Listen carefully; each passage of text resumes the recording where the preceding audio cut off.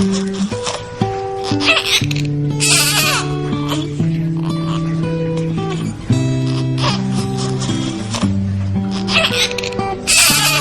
is Mercy Gunn, new to the world at 1 day old.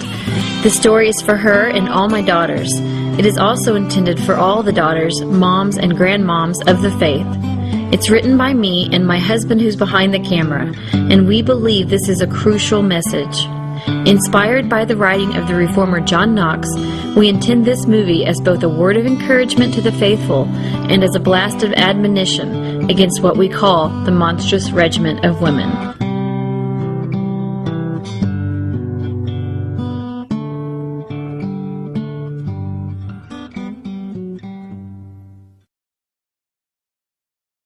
Strength and beauty are in your sanctuary. Strength and beauty are in your sanctuary. Give unto the Lord all ye kindred of the people. Give unto the Lord the glory due unto his name. Bring an offering and come into his courts. His courts.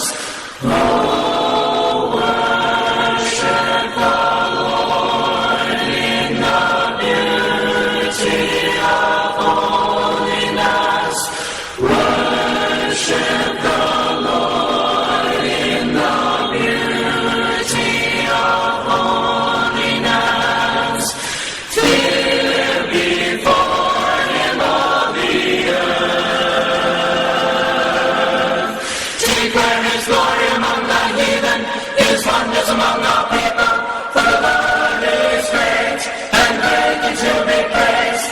Honor and majesty are before him. Declare his glory among the heathen, his wonders among our people. For the Lord is great and greatly to be praised. The Lord is great and greatly to be praised.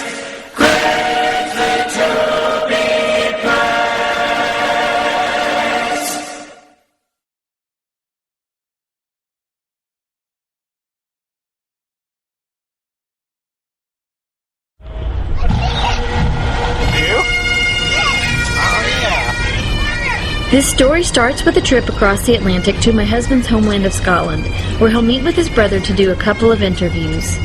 We wanted to learn about the essay that lends its title to this movie and also find out more about its author, the famous 16th century reformer John Knox. The Gunn brothers begin by interviewing Rosalind Marshall, a world-renowned Knox scholar, to learn a bit more about him and his controversial tract. This statue of John Knox, which I'm standing beside, is in St. Giles Cathedral, and of course Knox was minister of this church from 1559 until he died in 1572. The statue shows him in a typical outfit of the period, with his flat cap and his long beard and his gown lined with fur, and he's holding a Bible pointing to it because the Word of God was very important to the reformers in the mid-16th century. One of Knox's most famous publications is the first blast of the trumpet against the monstrous regiment of women.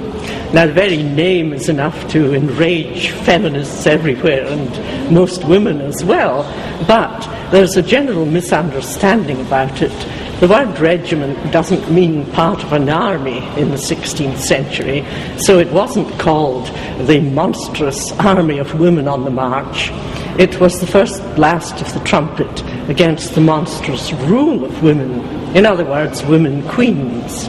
And the reason Knox wrote it was that Mary I was ruling England. She was a fervent Roman Catholic, and she was persecuting Protestants.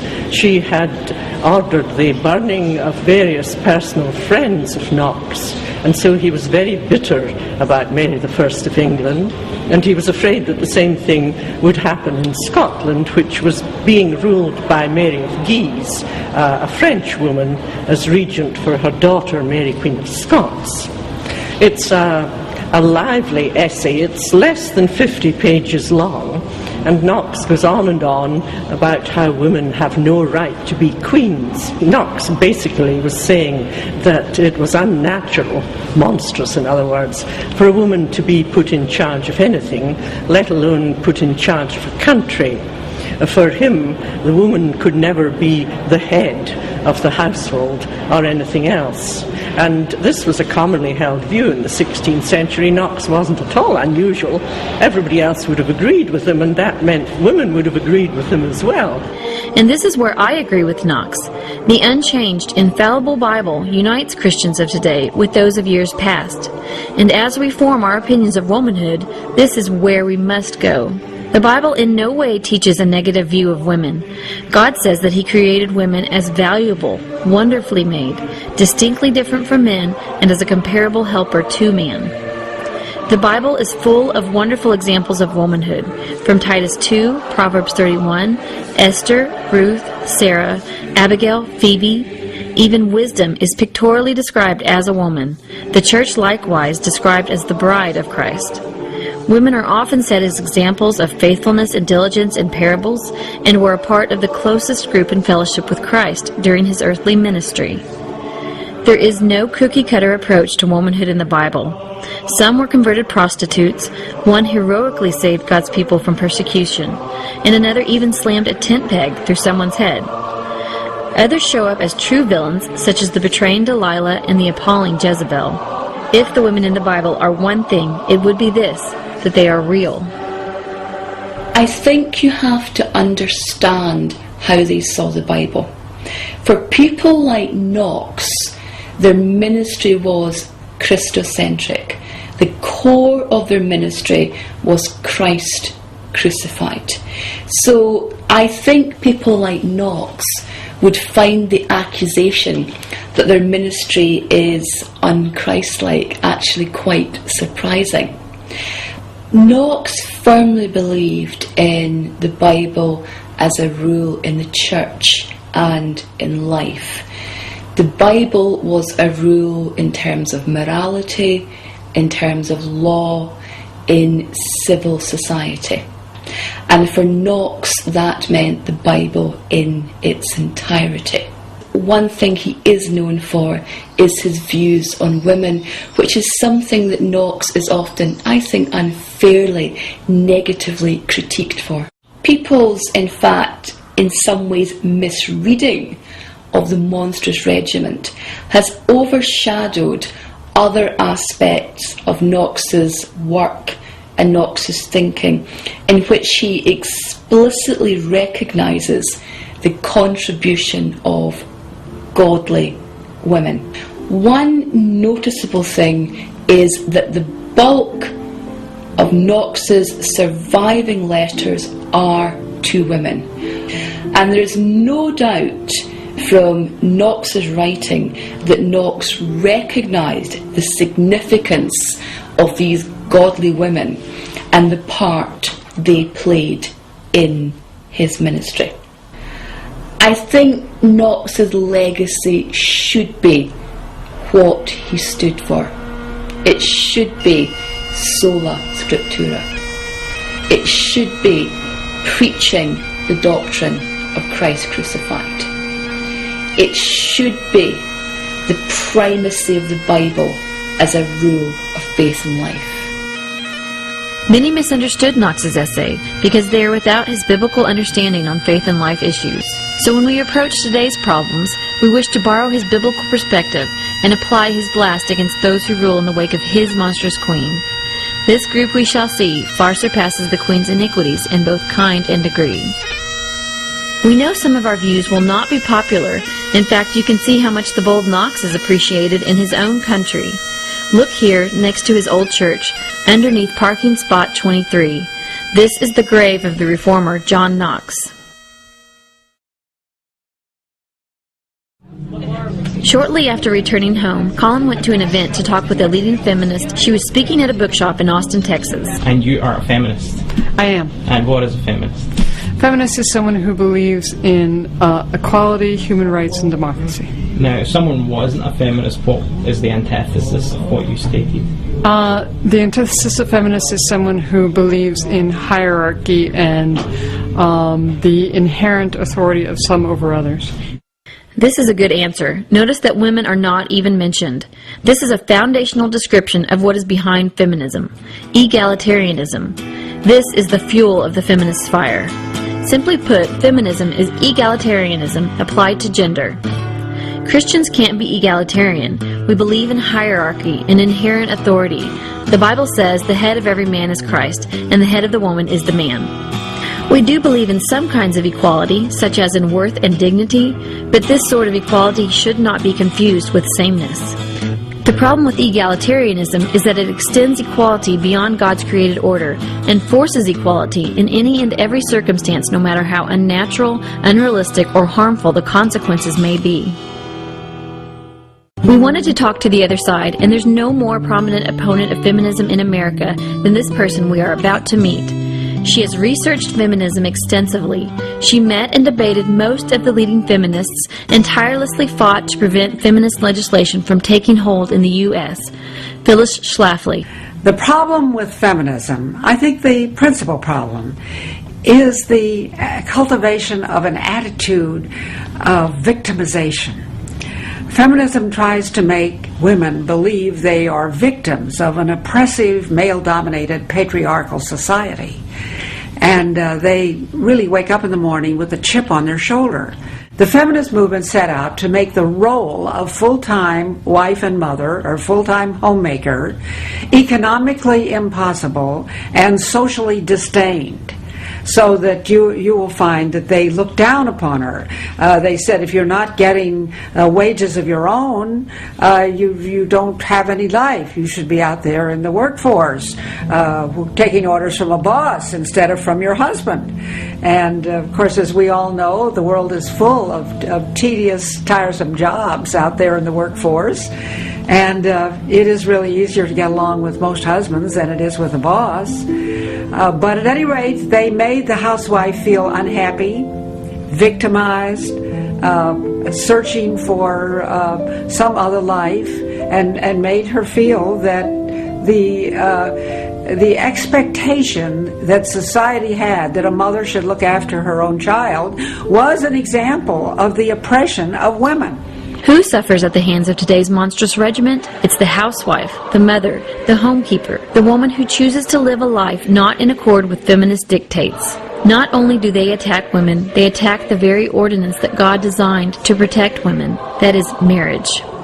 The feminists really are anti-marriage. In fact, some of them have been very outspoken and above board in saying that they want to destroy the institution of marriage, which they look upon as a patriarchal institution. One such feminist thinker was Simone de Beauvoir. She described marriage as an obscene bourgeois institution.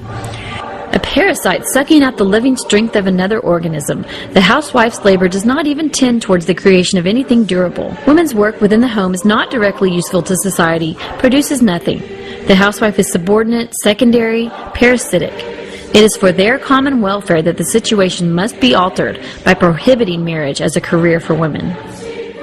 Again, it was with Betty Friedan's book, The Feminine Mystique, in 1963.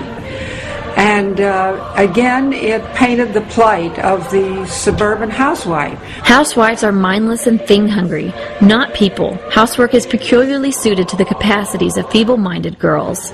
It arrests their development at an infantile level, short of personal identity, with an inevitable weak core of self. Housewives are in as much danger as the millions who walk to their own death in the concentration camps.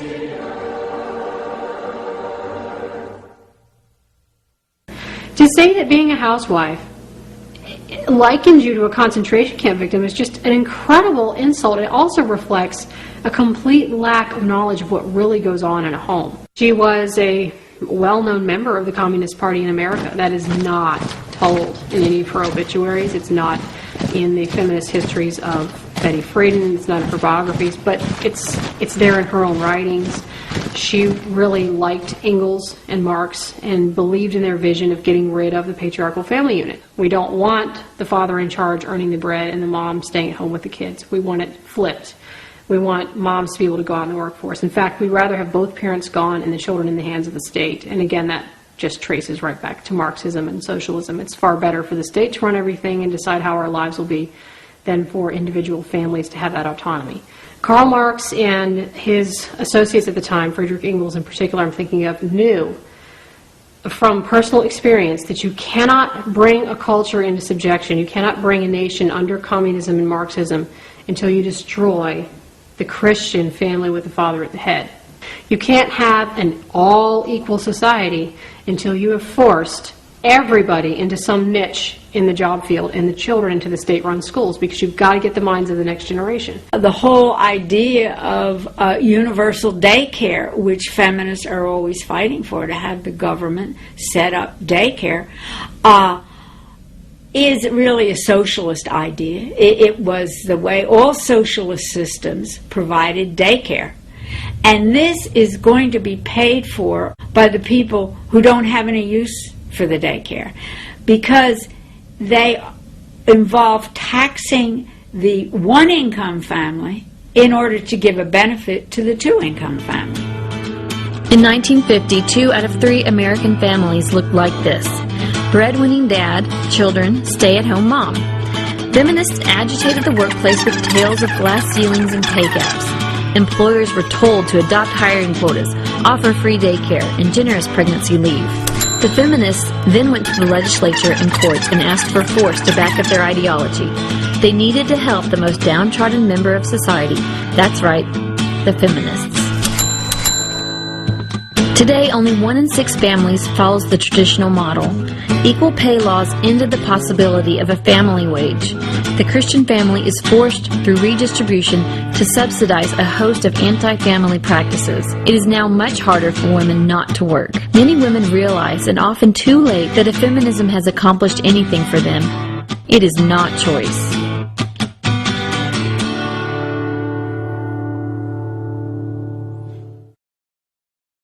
We don't have to look too far to find an example of someone who wants us all to live out her own feminist dogmas. I do not believe that Hillary Clinton will be elected president. She is not a likable woman. And I just don't think people want to elect somebody who fundamentally is not likable. She's angry about lots of things, and that isn't the kind of person we want to lead this country. Her face looks harsh. She seems mad at everything, and is not passionate about her. I mean, she is passionate about her anger, but she's always angry about something. She is the feminist par excellence, really. She always has worked. She had 1 child. She has absolutely no sympathy for the homemaker. In fact, at one time when she was criticized, she said, well, what am I supposed to do? Stay home and bake cookies? The Bible makes it very clear that a woman is not to rule over a man. And it doesn't just say in the church, it says a woman is not to rule over a man. In Isaiah, it says even that it's a curse when we have women and children ruling over us. And so we need to be really cautious about embracing that. Deborah is the example that women hold up as to where the Bible says, oh, a woman can hold political office. What about Deborah? But Deborah was not doing it because that was the best choice or because it was even a goal that she pursued herself. She was placed in that position because she was a wise and godly woman, and there were no men who would step up into the leadership. Every man was doing what was right in his own eyes, and it was a sad day when it had to be Deborah doing it. It's not something a woman should be pursuing as her goal in life. The bottom line is God created men for leadership. And he clearly tells us in his word that when women are in leadership, it's a sign of a curse on a nation. He's basically telling people, you've messed up so badly and you've strayed so far from my law that I'm going to put children and women over top of you, that you are only fit to be ruled by women and children. And that doesn't mean women are dummies and women aren't capable of leadership in their own sphere. I lead my children every day with the things that we do in our home. There are areas where I am a leader, but I was not created by God to lead a country. Today in America, 7.8 million more women vote than men. America now falls under the indictment of this verse. As for my people, children are their oppressors, and women rule over them. The men of the suffrage era were willing to abdicate their dominion role to the extent that they were ready to give up half of their electoral power to women. Many women understood this at that time and opposed female suffrage. The 19th Amendment can be seen as the point in American history when the father ceased to sit in the gates as a representative of his family's interests. Individualism and self-interest would now be the principal approach to the ballot box. Security, protection, and provision, once the priorities of the father, soon passed to a paternalistic state, which from that point on has continued to expand radically far beyond its constitutional bounds. But this is not the full story. The biggest change we have seen is in the hearts and minds of women. Most of them now aspire to the workforce rather than marriage. It is the expected path for young girls. Which young girl hasn't been asked, what are you going to be when you grow up? Few would expect or accept the answer of housewife or mother. The fact is that if you ask people, you will get small numbers who will identify themselves as feminists. And yet, many of the women who would say, oh, I'm not a feminist, they're living the life that feminists said they should live. We learned that an important writer was speaking nearby on the subject of women in work. Colin went along to ask some questions. I wanted to encourage young women to listen to their inner voices as they choose their path in life, not only to listen to what culture and society says they should do, but rather to follow a path dictated by what they enjoy the most, what they derive the most satisfaction from. If I listen to my inner voice, it's really difficult. You've got your parents telling you what you should do, your husband, your kids, just society. It's hard to pass a student alone with your inner voice. Sometimes your inner desire may be totally insane and crazy. And I don't know. I don't know if it's 100% right all the time. I think it's mostly right. I basically believe that human nature is fundamentally good and that you can trust it if you encourage it to bring out what's inside. Listening to your inner voice and believing that human nature is fundamentally good might be seen as good practical philosophy. But from a Christian perspective, we must reject both. As for listening to your inner voice, the Bible says, the way of a fool is right in his own eyes, and that there is a way that seems right to man, but the heart is deceitful above all things. Also, human nature is not fundamentally good. In fact, the Bible said that none is righteous, and that the imagination of a man's heart is evil from his youth. If you're listening to your own inner voice, then you are setting the law, you are setting your parameter, and you are setting your moral character. And I don't think that I set a very high moral character. I think the Lord holds me up to a much higher standard than I hold myself to. Our friend Kathleen Smith is a former student at SMU where she was training to join the ministry. My husband felt a call to go into the ministry. He left his lucrative law practice. We moved, sold everything we could, and moved into the dorm and began studies at Perkins School of Theology. The feminism at Perkins and at SMU was very open and very blatant. I had pastors tell me I needed to be in the ministry as opposed to being at home.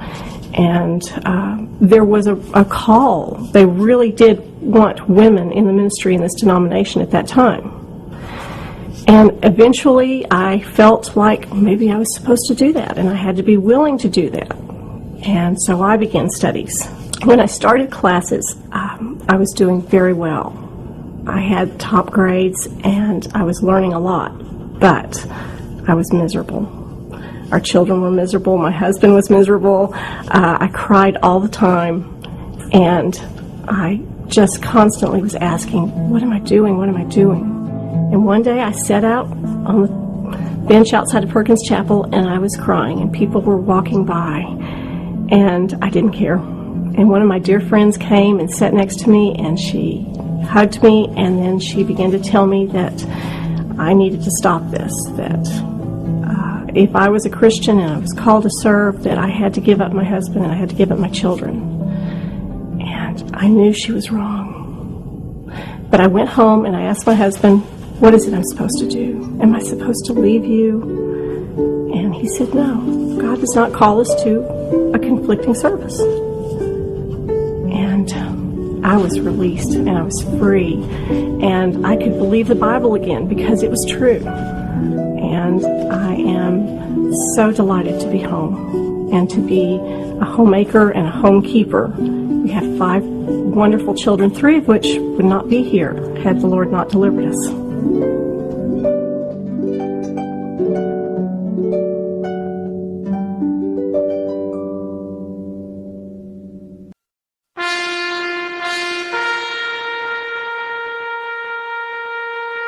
We should repent of forcing women into the workplace and pulpits, but one of our most blatant sins is in our willingness to put women in harm's way. We talked to our friend, a former military cadet.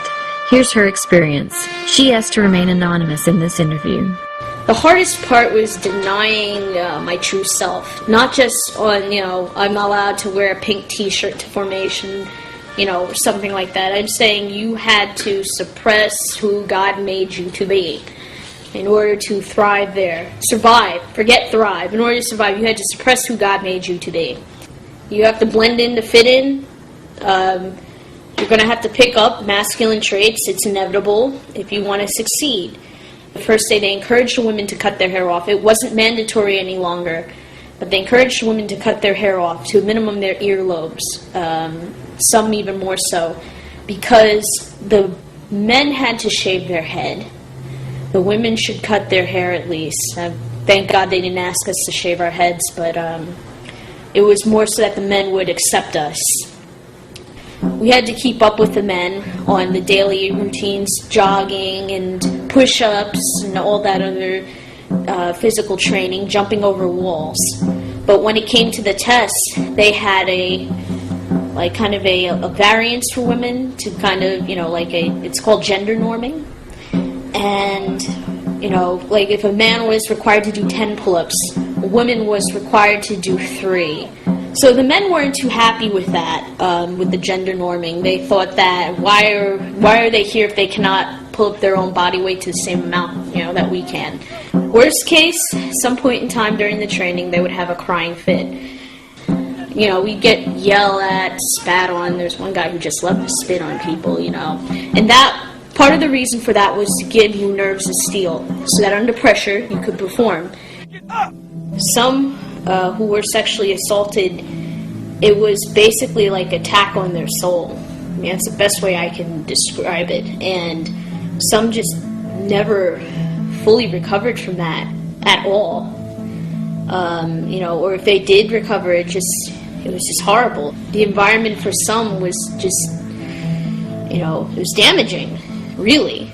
Not only have mixed-gendered troops brought sexualization to the military, but through the egalitarian lies about physical ability, we now have seriously deficient troops where we need it least. The question is, could women in the military cost lives? It's possible. I would say it depends on the situation. It depends on the amount of training. It depends on what's physically being required. It is possible that they can cause lives, in my opinion.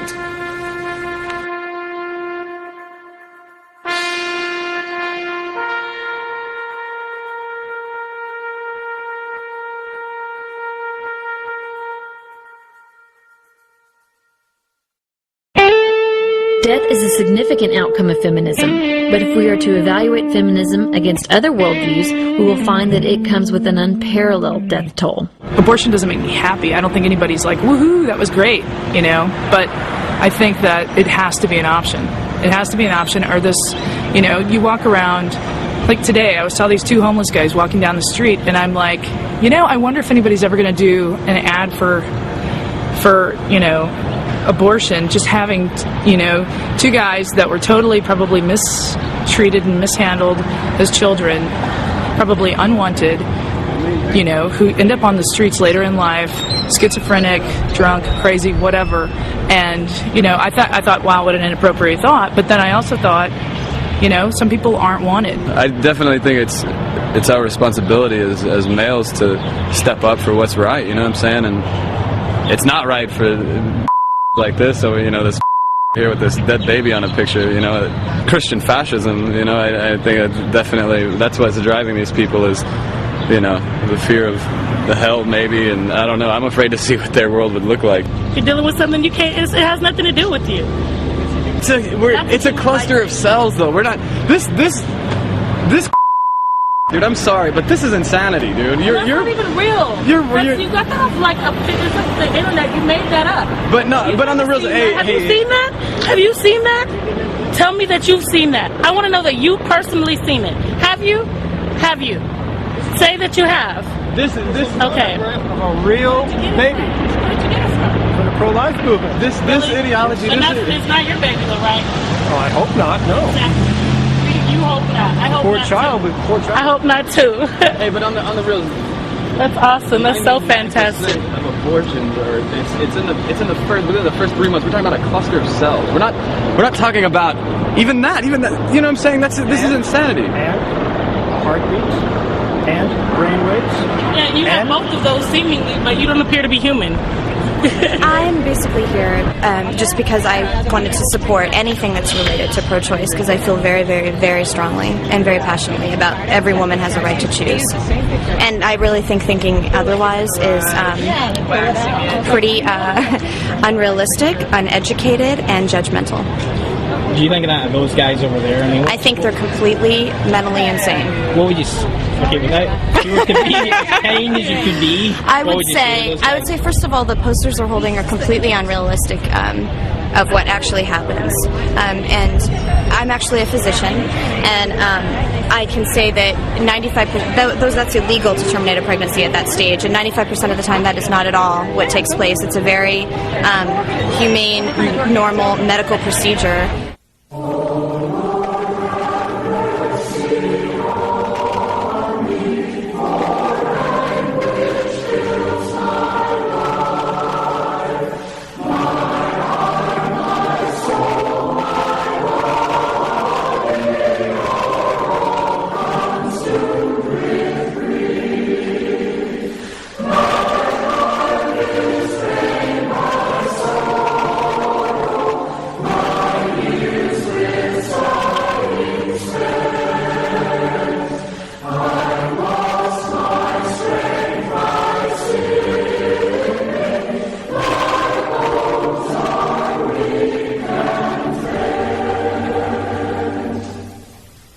I've always believed that women have a right to their body and a choice, and I was blessed that I got pregnant when I wanted to, and again when I wanted to, but a lot of women have other circumstances that they shouldn't be forced into a situation that could possibly make them bad mothers, resent their children, resent themselves, not do as well in life. And it ultimately isn't just about life and death, it's about quality of life. And if you can't offer quality life, life itself it's not enough. I understand that it is, the idea of abortion is very hard, killing a child, and to me, the minute I became pregnant, my child became my child.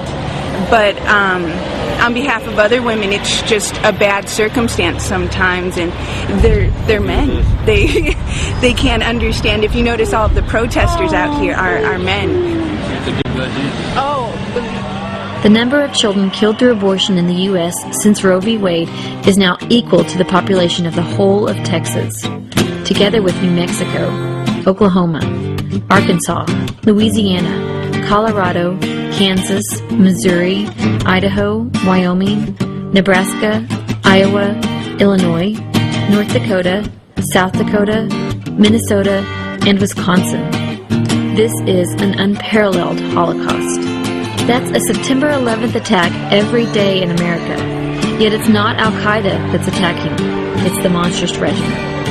To find out more, we went to talk to a former industry insider, former abortion clinic owner, Carol Everett. First, I worked for a man who owned 4 clinics, but he would not share the money I was making with me. So I took his best doctor, because it's not if, it's when you kill a woman, you need a doctor to help you in the cover-up. The first month we did 45 abortions. The last month we did 545 abortions. Why do I remember those numbers? I worked on a straight commission. $25 for each abortion. Doesn't seem like a lot of money until you multiply 545 and find that my last month's income was $13,625. But that was not enough. I wanted to be a millionaire. And now I saw a way to be a millionaire. At $25 each, we only needed to do 40,000 abortions a year to provide my $1 million income. You see, an abortion clinic can open, pay for itself in the first month, and be a profit center in the second month. We went to schools. We sold abortions to teens. Our goal was 3 to 5 abortions between the ages of 13 and 18 for every girl. I did hold the hand of one young woman while she had her 9th abortion. Yet none of that satisfied. Carol became a Christian and now runs the Heidi Group, informing people about the truth of groups like Planned Parenthood. We asked Carol about the founder of Planned Parenthood, Margaret Sanger. Margaret Sanger was the founder of Planned Parenthood. Margaret Sanger was a bisexual and deviant in many ways. Margaret Sanger considered minorities and the Jewish race the weeds of society that she wanted to eliminate. And she originally strategically placed birth control clinics in African American areas, and of course that is why the African American numbers are so great in the abortion statistics. Planned Parenthood provides more abortions than any other organization in the United States, and I believe that they facilitate that network of abortion clinics through family planning with contraceptive use to teenagers. For instance, when I was in the abortion business, I knew if I could go into a school that the pregnancy rate would increase by 50%. I knew if I could get a girl sexually active that she would have 3 to 5 abortions between the ages of 13 and 18, and that was actually our goal. We see Planned Parenthood doing this in our own neighborhood. Every year they run an event aimed at local children. They're not here to do anything kind and nice and sweet to these children. They're here to subvert them, to subject them to information that they're not emotionally ready for, and to break down their innocence and their ability to resist being involved in sexual activity. They're using a book that's called It's Perfectly Normal, and it has over 80 pictures of nude characters engaged in sexual activity. We believe that we're giving kids information that they may need right now, but we're pretty sure they're going to need it later. Okay. Which is why we give out the now and later candies. I don't know if you know about that. And each room has a theme, by the way. We have one room up there with tents in it. Oh, okay. It has a camping theme. We have another room that has some mattresses on the floor. They're having a slumber party. That's the 5th grade girls, which is real appropriate for that age. And in the 5th and 6th grade, it's back to intercourse. But now someone comes in and gets them to laugh about their parents, because if they laugh about their parents, they will not go home and tell their parents what they talked about. They're part of the problem. You talk to them about birth control and how you can give them birth control pills, and when they come into your clinic, our clinic gave them a low-dose birth control pill that we knew they would get pregnant on. How did we do that? We prescribed a birth control pill that in order to provide any level of protection had to be taken accurately at the same time every day, for we knew one thing about teenagers. They don't do anything at the same time every day, and we could look at the statistics and tell that any time she went on any method of birth control, that sexual activity went from 0 once a week to 5 to 7 times a week. The pill would not work, and we could accomplish our agenda of the 3 to 5 abortions between the ages of 13 and 18. We asked the Planned Parenthood director what she thought of abstinence-only education. And so those kids are getting fear-based, abstinence-only till marriage messages. We agree, it is fear-based. It should be. The fear of the Lord is the beginning of knowledge, and Planned Parenthood is harmful because it removes the fear of God, together with the fear of consequences. Our dear friend Dana was one who took to heart some of the feminist lies of Planned Parenthood. Here's her story. Being in college with the very feministic mind that I'm going to have a career and a woman has choices and we can do all that we want to do. That same mindset comes into play when I get into a relationship with a young man and become sexually active in that, and then I get pregnant. And I go to some of the girls that I'm in school with, and never once would they say, "You just need to keep this baby." It was, "Oh, you just need to go get an abortion. You're going to be a doctor. You can't have a baby. You already have 2 boys to take care of. Just go down and get an abortion. It's going to be okay. You're going to be a doctor." And I remember it just resonating in my mind that that's right. I've got to become this doctor. I've got to become successful, and this baby, or fetus, as they'd like to say, is going to be a hindrance. Apparently, our mothers and fathers have raised us to get careers, and we better do it. And if we have anything that hinders us from getting that, we have to get rid of the hindrance. I remember being in the operating room and then just began crying and weeping and very uncontrollable. And I remember the nurse being very rude and saying, you need to get control of yourself. Very, very harsh. And I remember it being over with and going home and thinking, what have I done? And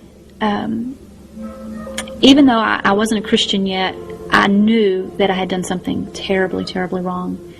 And they will convince you every which way that this is your free right, this is your choice. It's it's a wonderful to be able to make a choice to do this kind of thing. But they're not the ones that have to live with it in the end, especially when the realization comes that it was actually a living child. And I remember being in college. This is how I found out that it was a baby that was fully formed. Is I walk into my class, and here we're going to study the gestational periods of fetuses, and I'm like, we know all about that. And they show a baby at 6 to 8 weeks on the screen up above, and I just was in shock. I thought, that is what my baby was, fully formed, head, arms, legs, eyes, little fingers, little toes. And I just broke down. I just ran out and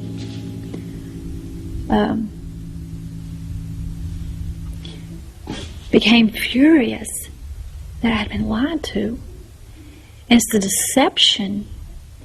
You trust people in authority. It makes me very sad, and then it also makes me very angry, because the sad part comes from the years that I spent not pouring myself into my husband and my marriage, into my children.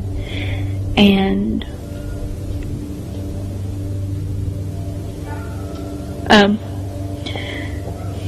then it makes me angry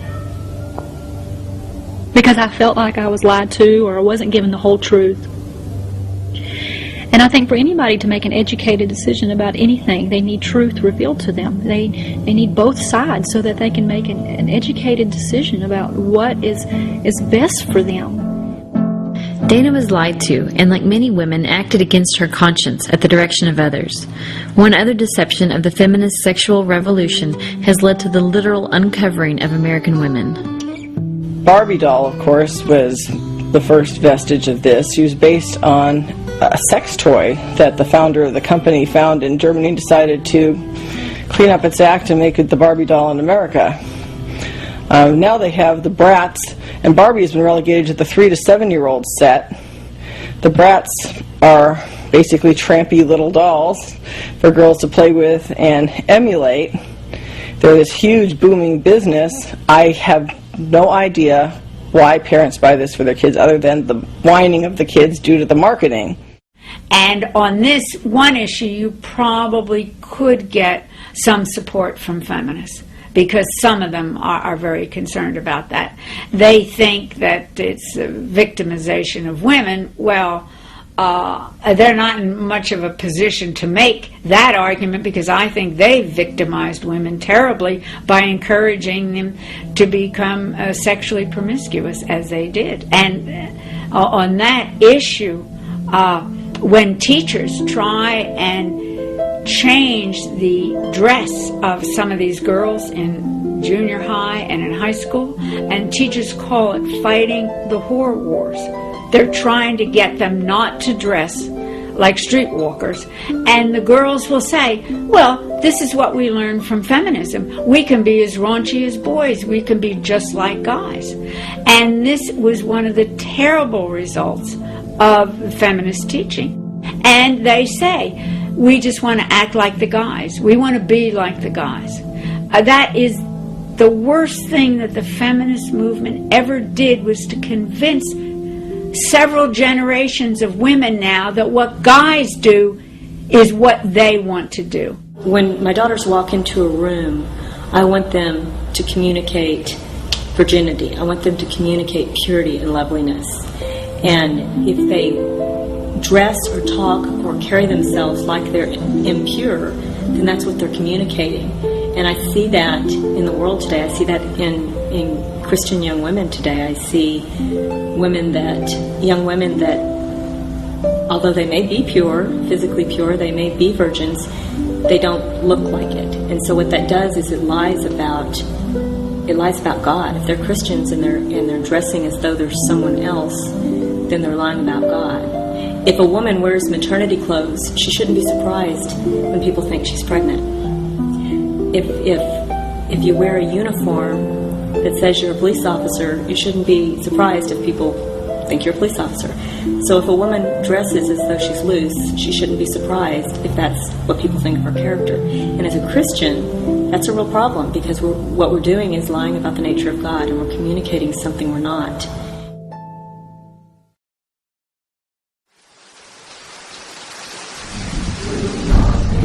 As women, we need to see whether we are conforming to the pattern of this world or being transformed by the renewing of our minds. Maybe feminism told you that children were a burden. For the sake of some money, a career, or even free time, you missed out on some, maybe even all of the children you could have had. Maybe feminism taught you egalitarianism. You couldn't submit to a hierarchy, so you tried to usurp your husband's authority or control him. You belittled him, you certainly wouldn't submit to him. Maybe feminism taught you that your inner voice should guide you in your decision to leave your home. For a few dollars, you exchanged life in a private sanctuary for a lifetime under fluorescent lights in a corporate environment. Maybe feminism left you with a fearless sexual ethic that objectified you and left you feeling used. Feminism has brought a storm to the lives of American women, and it's women who have been left out in the rain. The thief comes only to steal and kill and destroy, but the good news is this. Jesus says, "I have come that they may have life and have it to the full." And this is why we can now sing a new song.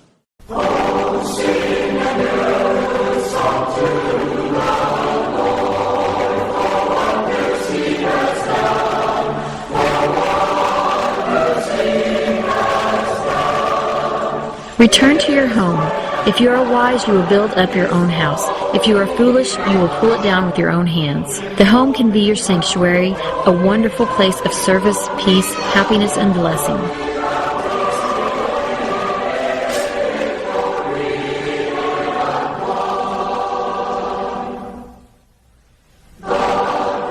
Return to your husband. Bring him down from the roof. Men are sinners too, but they can be a great blessing to you if you let them. Don't believe the way that men are represented. The TV schlep, the stereotypical buffoon who can't do anything. The media has been preaching man-hating feminism to us for years. It's time to do something about it.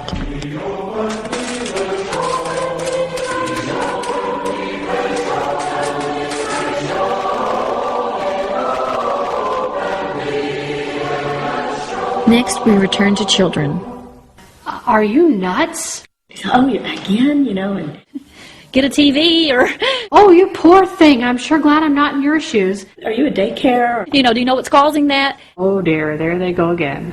And aren't they a drain on the rest of us? I've tried to be gracious but quick to tell them I couldn't do this in my own strength either.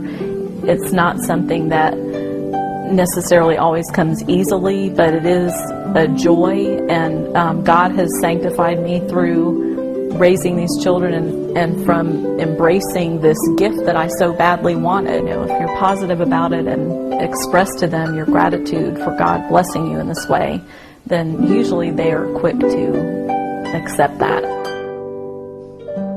God calls children a reward and a blessing, and our culture calls them a burden. Don't have too many, because you can't afford it. You won't have time for yourself, and they're too expensive. They have you'll have more fun with them if you don't have so many. All these reasons why we shouldn't have too many children. But God calls them a blessing. He calls them a reward. He calls them arrows in the hand of a warrior. And I believe that's exactly what they are. We're called to raise up godly seed for His glory. When we researched 10 of the leading feminists in America, we came up with a combined total of 7 children. The total between our 10 commentators is an amazing 60 children. As the monstrous regiment seeks empowerment, true influence is given to the faithful wife and mother who obeys the Lord. Blessed are the meek, for they shall inherit the earth. If we as women go into the Word and we say, well, I'll take this and I like this part, and I'll take that because I like that part, but that Titus 2 stuff, I don't like that. I'm not having that. That's not me. Me, I was made for leadership, so I can ignore that part. That's chaos. That's inviting horrible cultural suicide, because we're basically saying, I know better than God. God didn't know what he was doing when he made Adam and Eve. He didn't have any idea what he was doing when he set all these rules for women about being homemakers and serving their husbands, and he just really messed things up. So I'm here to fix it. When we embrace the role that he has given us to fulfill, then we can find joy, we can find peace, we can find fulfillment in ways that we never even dreamed of, and we will have something that will stay with us for eternity. We are made so wonderfully and beautifully, and God has gifted us to do things that men can never do, and not do the way that we do them. A man cannot be a mother. A man cannot be a wife. Some men are not very good homemakers. But what you find joy in will be the way that God created you.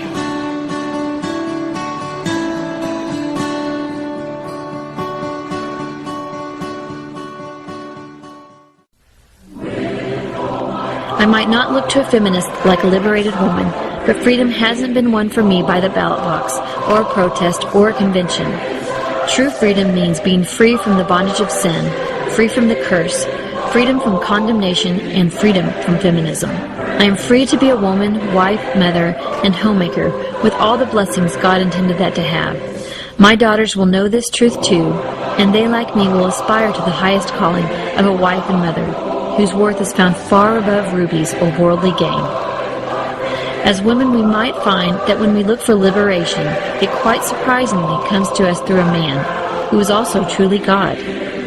Therefore, if the Son makes you free, you shall be free indeed.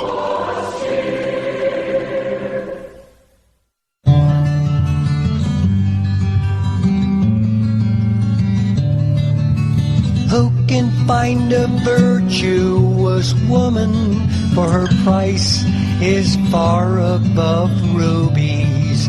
The heart of her husband doth safely trust in her, so that he shall have no need of spoil. She will do him good and not evil all the days of her life. She seeketh wool and flax, and worketh willingly with her hands. She is like the merchant ships. She bringeth her food from afar. She riseth up also while it is yet night, and giveth meat to her household, and a portion to her maidens. She considereth a field, and buyeth it with the fruit of her hands. She planteth a vineyard. She girdeth her loins with strength, and strengtheneth her arms. She perceiveth that her merchandise is good. Her candle goeth not out by night. She layeth her hands to the spindle, and her hands hold the distaff. She stretcheth out her hand to the poor. Yea, she reacheth forth her hands to the needy. She is not afraid of the snow for her household, for all her household are clothed with scarlet. She maketh herself coverings of tapestry. Her clothes